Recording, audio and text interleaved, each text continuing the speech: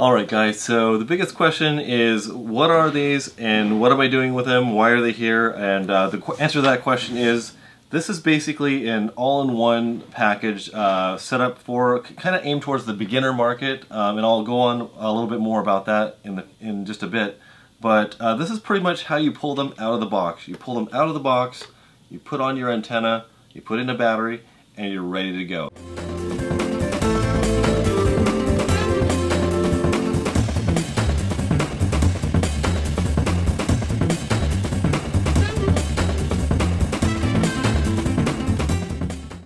The first thing that we're going to go over is how do you power these goggles, and there's a couple of different ways. And the first way is if you have a Fat Shark battery, 1000 milliamp already, this is going to fit directly into the barrel connector that is in the back of the goggles here.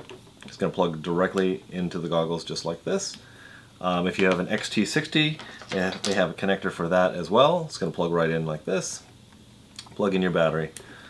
And if you have a 9-volt battery, you can plug. I guess they intended this in case you maybe forgot all your batteries. You know, if you're flying with other people, if you happen to forget your small batteries, you know, you could probably bump one off of somebody, I'm sure. But I'm probably going to cut this off and just put a JST connector on the end of this 9-volt. Okay, guys, when we start talking about this back pouch here that's holding your battery, it's a little bit small. This is a 1000 milliamp battery pack, and it fits in here nicely. It's got a nice fit to it. But when you start going above 1000 milliamp into, like I say, a 13 or 1500 milliamp, you're really stressing these stitches when you're pushing this in here. It's not a bad thing. It's not something you can't work around. Let's say if this wears out, but it is a little bit weird why they didn't make this pouch a little bit bigger. I mean, if we just come over here to the Quantum V2s really quickly, this pouch is much bigger, and it's suited for holding, say, a 1300 or 1500 milliamp pack much easier. You just pop it right in. So the pouch is a little bit small, but it's not a deal breaker in my mind. So the one thing you're going to notice about this packaging system here is that the box acts as a very nice holder for your goggles, a carrying case. So you just pop it open. Looks a little bit like this. It has some cushioning on the sides from some of the cardboard.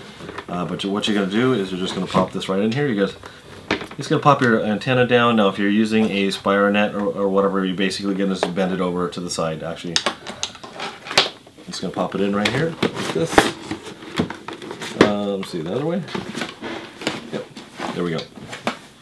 And this is going to fold over just like this, and you pull your handle through, and then you have a nice carrying case. This is really great because when I'm at the races and I have my goggles, I want to put them away safe. You know, if you have somebody that's throttling up in the dirt area, it just throws dust everywhere, then it gets on your goggles and it's hard to clean. So, now I just have a quick suggestion for these goggles, maybe for the next version. Hobby King, if you're listening.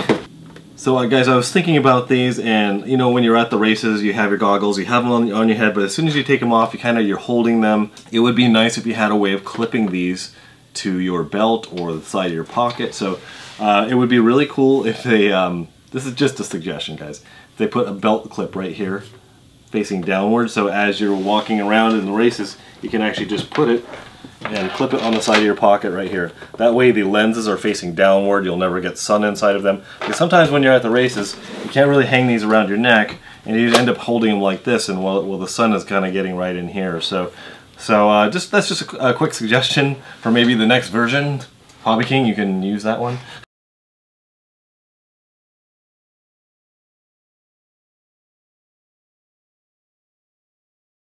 For me, the major selling point of these, number one is the price. I just saw the price this morning. They just came out yesterday. It's $56, and I will put a link in the description below. The reception is phenomenal, and the fit is out of this world. Okay, I have the Quantum V2s, the V2 Pros, the VUXLs, the Fat Sharks. What else do I have? I have a lot. These by far are the most comfortable goggles that I've used because of a few reasons. Because of weight, the way they molded the face foam here, and also just the way they molded the plastic itself, it really sits nicely on my face. So I'll just show you that real quickly. Now, as a couple of reviewers have mentioned, the side adjustments these straps are not the sturdiest, and there's not a lot of adjustment here. But for me, the side adjustment really isn't the big issue. It's the top adjustment is the one that is where you get all of your adjustability from. So you're able to infinitely adjust this for your height, and this is just super comfortable for me. So it might just be my face, but I really can't say enough about the face foam and just the way it fits right out of the box with no modification. I mean, these are truly the do-it-yourself, you know, put your own padding on there and put your own receiver on it. This is definitely the all-in-one option, and if you're just getting into the sport, this is a fantastic option. So most of us FPV guys will never use these rubber ducky antennas, so we just take those off and put on another one. I do appreciate that they put those in the box, because the people who are going to be using these goggles are going to be just getting into the sport. Maybe they don't have one of these aerial antennas, these Spironets or the Amways. Now the Amways are so inexpensive now, there's no reason not to have these. And just a quick mention that these are SMA connectors, not the RP SMA. That means that the antenna has the male part and the goggles have the female part. One of the things that comes into question is the push button for the channel scan feature. Now this can be a positive and it can also be a negative. Positive being it's simple. You hit the button, you get your channel, boom, you're done, you're out flying in the field. It can be a negative if you're at a race and you hit the button and it tunes to somebody else's channel and not yours because their signal is stronger. So you know, it might be frustrating to sit there and click the button and it goes to somebody else's channel, and you click the button and it goes to somebody else's channel.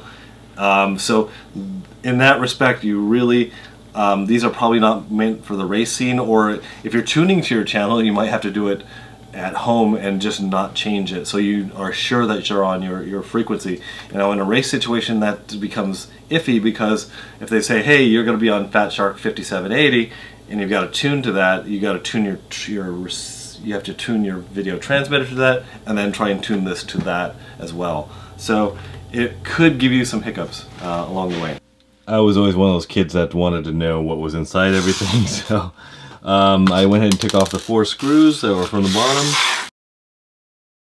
Alright, so let's take a quick peek here. Okay guys, so this is the inside of the screen.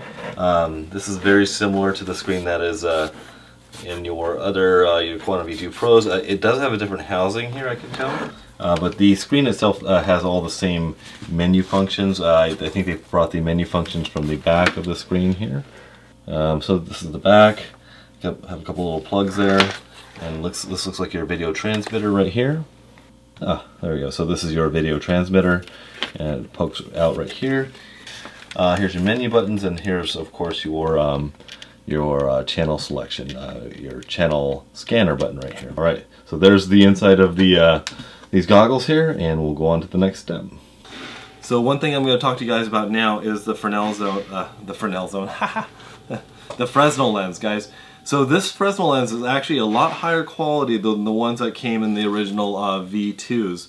It's about 2 times thicker. So this is the one that was in here, and I took it out for a couple of reasons. But I don't know if I got hit with the reviewer's curse or not, but mine came pretty well scratched. It's not a huge scratch, but it was enough for me to be able to see it, the artifact, as I was viewing. So that got me wondering if I could use some of the acrylic lenses from the add-on kit and also the V2 Pro kit, because I have a couple of those lenses left over. So what I did is I got my 1.25 acrylic lens. It looks like this, and I actually modified it to go into these goggles, and let's get into that right now. The other issue that comes from using Fresnel lenses is that it washes the color out of the screen. Now I don't know if you guys can see this or not, but if you can see these side by side, and I don't know if it's focused for you guys or not, but you'll see that this is just much clearer, and this is going to wash out the color of whatever you're seeing here. After doing the modification, putting this lens into here, the screen was much more vivid, although it wasn't quite as large. So this 3 times is going to be almost double the magnification of this, which for me is not a big deal because it's such a big screen anyway. It's actually okay if it's just a tiny bit smaller magnification wise, so that I can actually see everything at a glance. And actually, I think it actually improved these goggles. So let's go ahead and open up these goggles and take a look at what's inside. Modifying the acrylic lens doesn't take a lot of work. What you're going to have to do is shorten both sides of the acrylic lens by 2.5 millimeters, 5 millimeters total.